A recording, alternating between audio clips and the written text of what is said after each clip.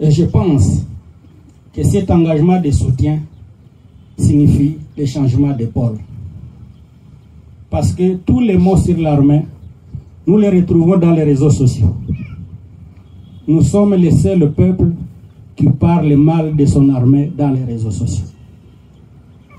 Je pense que ce soutien aujourd'hui signifie que nous allons dire non. Nous allons aujourd'hui arrêter de critiquer notre armée dans les réseaux sociaux. Est-ce que vous me rassurez? C'est ça le soutien. Le soutien à son armée, c'est les convaincre vos maris qui sont des militaires à accepter la mort pour les raisons de la patrie. Aujourd'hui, les gens ont tendance à avoir peur de la mort, alors que sans mourir, on ne pourra pas occuper ou réoccuper la partie sous occupation. Vous devez nous aider. C'est ça nous tenir. Il ne faut pas qu'un militaire meure sur le front, vous commencez à crier. On a trahi nos enfants, on les a laissés. Ça les décourage. Vous ne connaissez pas combien de Rwandais qui meurent sur le front. C'est peut-être 10 fois plus que nous. Au lieu d'encourager les gens à avancer, c'est la campagne de démoralisation. Et là, je ne suis pas d'accord. Je ne suis pas d'accord. Je pense qu'aujourd'hui, comme un seul peuple, nous allons tous dire « mourons pour notre pays » parce qu'on n'a pas de choix. Et sans mourir, nous ne pouvons pas chasser l'agresseur qui a un esprit belliqueux, qui a un esprit hégémonique de balkaniser notre pays. C'est par le sang que nous allons nous libérer. Il faut l'accepter. Et on a besoin de votre soutien. Et donc je disais, à l'occasion du lancement de la campagne J'aime mon pays, et je soutiens les FARDC, laquelle revêt un caractère interpellateur vis-à-vis de la collaboration civilo-militaire, aux fins de combattre l'ennemi de la paix et du développement de notre province, qui n'est autre que le Rwanda et son supplétif, le M23, qui nous ont imposé une guerre injuste, laquelle a mis sur le chemin de déplacer des milliers de personnes vivant en dehors de leur milieu habituel. D'emblée, je salue la détermination du chef de l'État, son Excellence Félix-Antoine Tshisekedi Tshilombo, à mettre fin une fois pour toutes à cette guerre d'agression nous imposée par les Rwandais sous l'appellation d'M23. C'est pourquoi, dans ces multiples allocutions, même du haut de la tribune des Nations Unies, il ne cesse de condamner cette guerre et de rassurer la population de la RDC, et particulièrement celle du Nord Kivu, que des ressources sont mises à la disposition de nos vaillants militaires, les FARDC, pour bouter dehors cet ennemi de la paix. Nous sommes là pour la recherche de la paix et la sécurité dans notre province, déchirée depuis plus de décennies par les affres de la guerre économique menée par ces pays véreux et jaloux des ressources que Dieu a placées dans notre sol.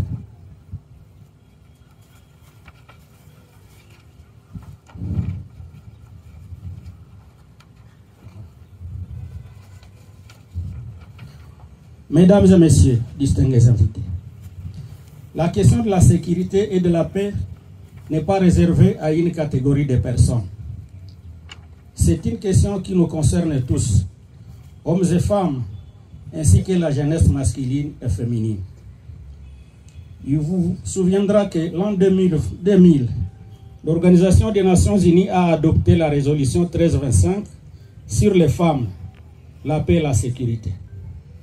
Par cette loi, la femme a l'accès au processus de paix et de résolution des conflits, pas seulement dans son pays, mais aussi au niveau mondial. En cette période de guerre, chère maman, la cérémonie d'aujourd'hui a pour objectif de renforcer la collaboration civilo-militaire pour le rétablissement et la consolidation de la paix dans notre chère province du Nord Kivu. Sans la participation des femmes, nous n'allons pas y parvenir. Une population déterminée pour la résolution des conflits est essentielle au maintien de la paix et de la sécurité. Le renforcement des droits, du leadership et de la participation des femmes, initiatives de sécurité, profite à tous, car les femmes sont les gardiennes de leur communauté. Les femmes, leaders de la société civile, les forces de défense et de sécurité jouent un rôle important dans la formulation des stratégies de paix et de sécurité. Nous connaissons tous une réalité. Nous connaissons tous une réalité simple. Les femmes rendent le monde plus facile. C'est pourquoi notre présence en ces lieux constitue une réponse favorable à votre appel de collaboration civilo-militaire, prenant en compte la participation des femmes et filles en cette période critique où nous avons besoin de conjuguer les efforts et renforcer notre collaboration pour un objectif commun. Celui de barrer la route et mettre l'agresseur loin de nos frontières. En effet, mesdames et messieurs, il n'y aura jamais de militaires ou de policiers sans population civile. Les militaires et les policiers ont dans leur mission régalienne la protection de la population et de leurs biens partout où ils se trouvent sur l'étendue de la République.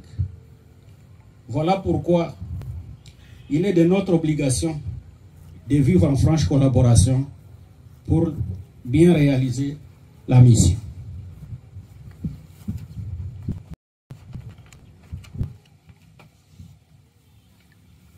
Mesdames et messieurs, distingués invités, je ne saurais clore cette allocution sans placer un mot de remerciement au collectif des associations féminines pour le développement et à travers lui, toutes les plateformes des organisations féminines pour la planification et la matérialisation de cette campagne de sensibilisation qui vise la cohésion et la collaboration étroite entre les civils, incluant les femmes, les militaires, pour une sécurité et paix durable dans notre province.